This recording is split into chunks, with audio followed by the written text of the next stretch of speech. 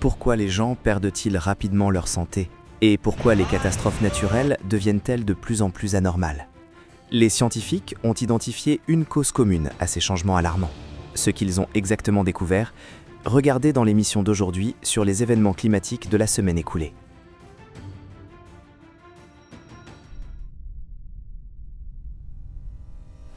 Le soir du 3 décembre, de fortes pluies se sont abattues sur la province vietnamienne de Lam Dong.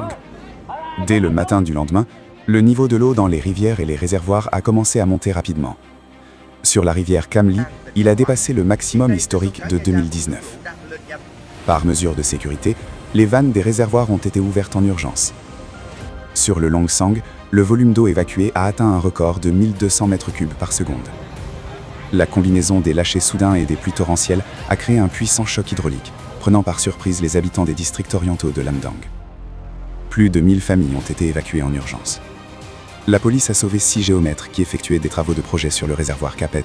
Ils ont été évacués à travers les eaux tumultueuses à l'aide de cordes de sécurité.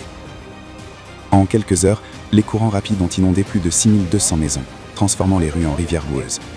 Par endroits, l'eau est montée jusqu'à 2,5 mètres. Dans la région, 16 glissements de terrain ont eu lieu et la circulation a été temporairement interrompue sur de nombreux tronçons de la route nationale. Au large des côtes, l'eau a arraché plus de 250 bateaux et embarcations de pêche de leurs ancres et les a emportés en mer. De graves dommages ont été causés aux terres agricoles et aux étangs piscicoles. Environ 4000 têtes de bétail et de volailles ont péri. Malheureusement, la catastrophe a coûté la vie à 2 personnes. Et dans la province voisine de Can Choi, le 4 décembre, le mauvais temps a inondé le district de Nha Trang. Des centaines de familles ont été contraintes, pour la 4e fois en un mois, d'abandonner leurs habitations pour échapper aux inondations.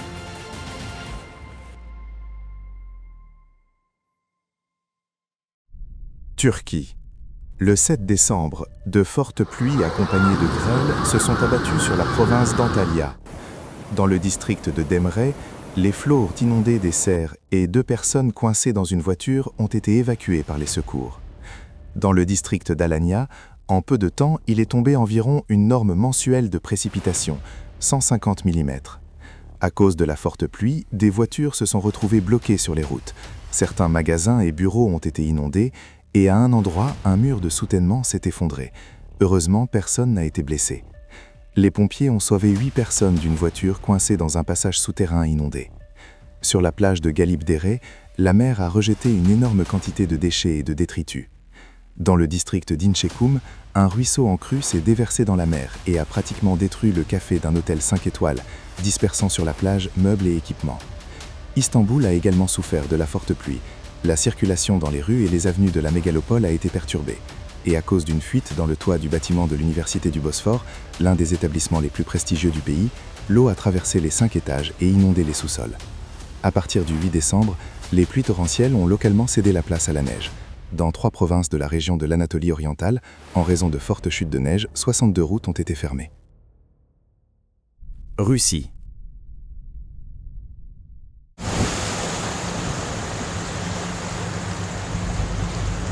Le 3 décembre, un puissant cyclone venu de la mer d'Okhotsk s'est abattu sur la Kamtchatka et a paralysé la région pendant plusieurs jours. De fortes rafales de vent, localement jusqu'à 46 mètres par seconde, ont arraché les revêtements et les toits des maisons.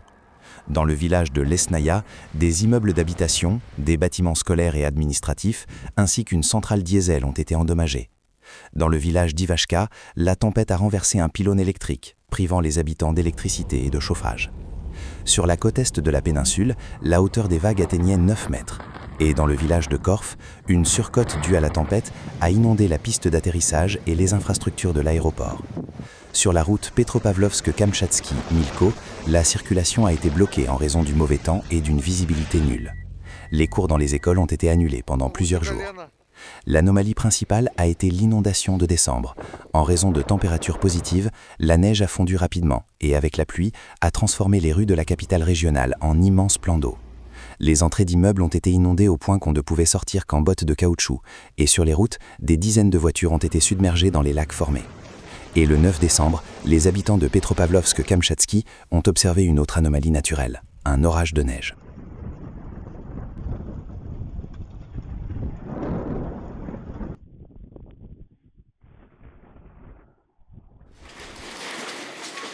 Activité sismique.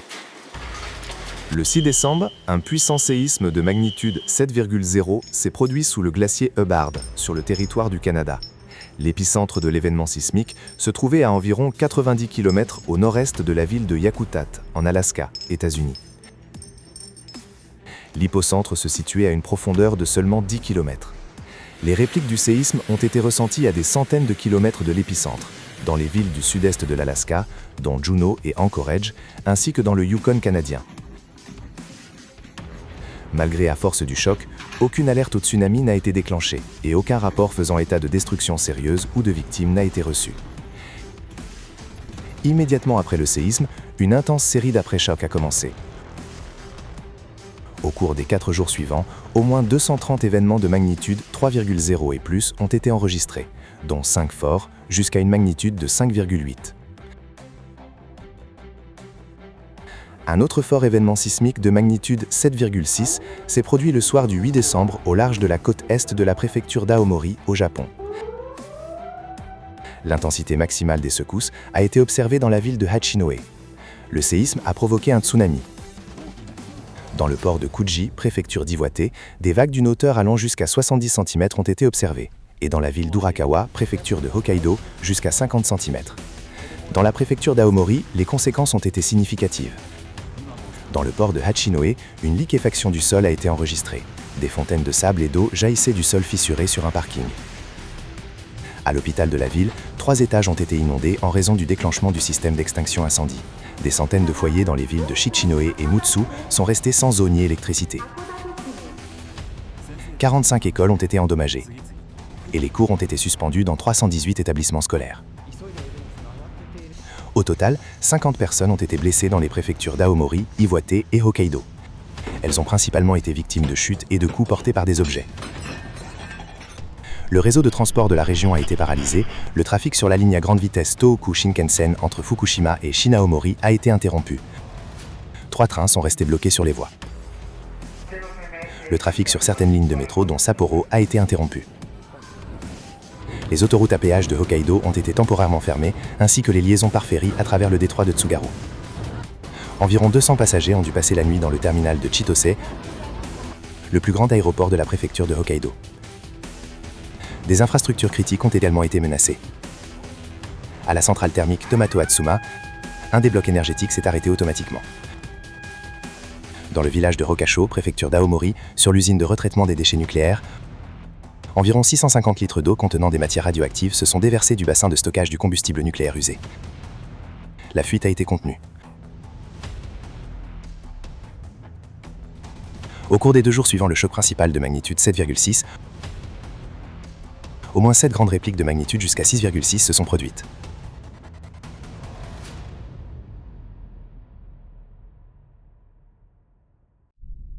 Italie. À partir du 3 décembre, le sud de l'Italie a été frappé par de fortes pluies. Dans les régions des Pouilles, de Basilicate et de Calabre, un niveau d'alerte orange pour les conditions météorologiques a été déclaré. La ville portuaire de Crotone, en Calabre, a subi les plus grands dommages. En seulement 2 heures, 100 mm de pluie sont tombés, dépassant la norme mensuelle des précipitations. Cela a provoqué des inondations catastrophiques. Les pompiers et les services de secours ont évacué toute la nuit des personnes coincées dans des voitures inondées.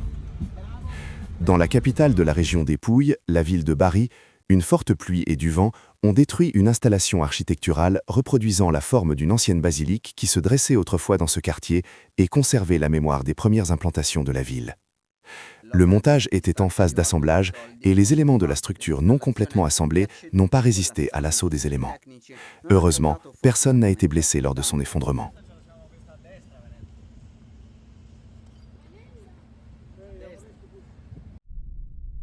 Irak.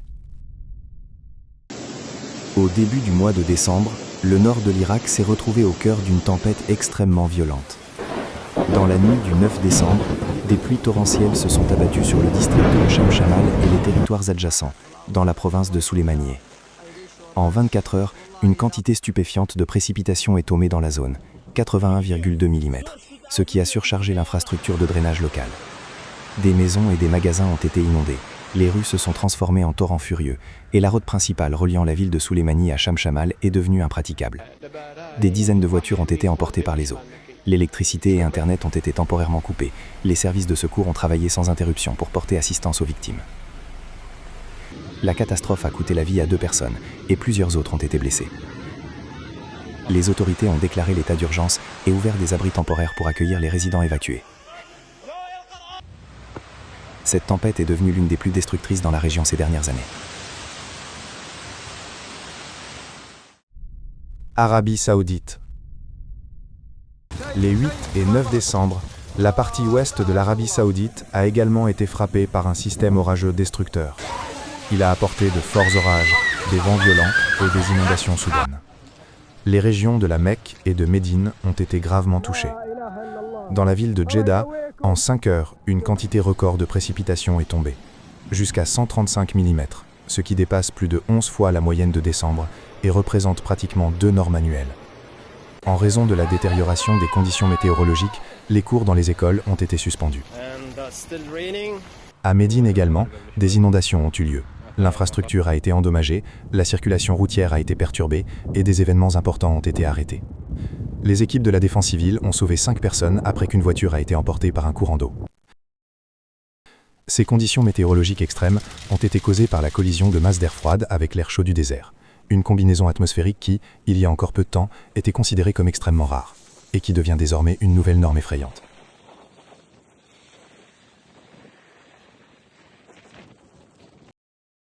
Des volumes anormaux de précipitations, de la grêle géante, des orages puissants et hors saison.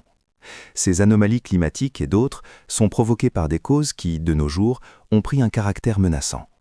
Et l'une d'elles, nous l'avons créée nous-mêmes, sans même soupçonner l'ampleur de ses conséquences. Il s'agit du micro et du nanoplastique, les plus petites particules, bien plus fines qu'un cheveu humain et souvent invisibles à l'œil nu. Elles sont déjà présentes partout, dans l'atmosphère, l'océan, le sol, et ce qui est particulièrement important, dans l'organisme humain.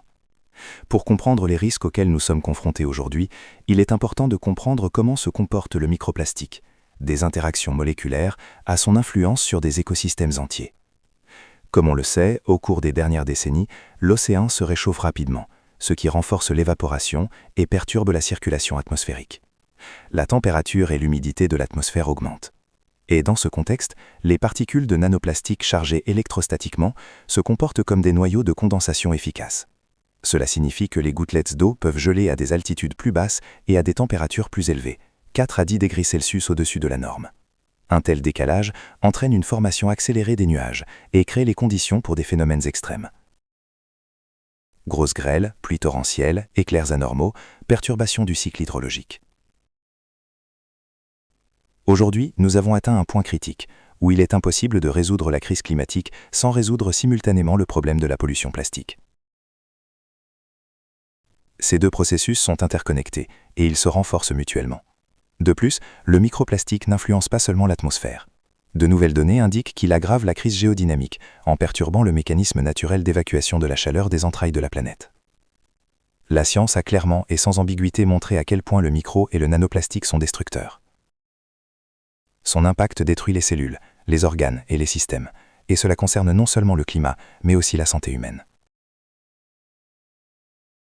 Nous n'avons qu'une seule planète, et malheureusement, contaminés par le plastique, nous n'avons nulle part où fuir. C'est pourquoi nous ne pouvons pas reporter la solution, car il s'agit de notre survie.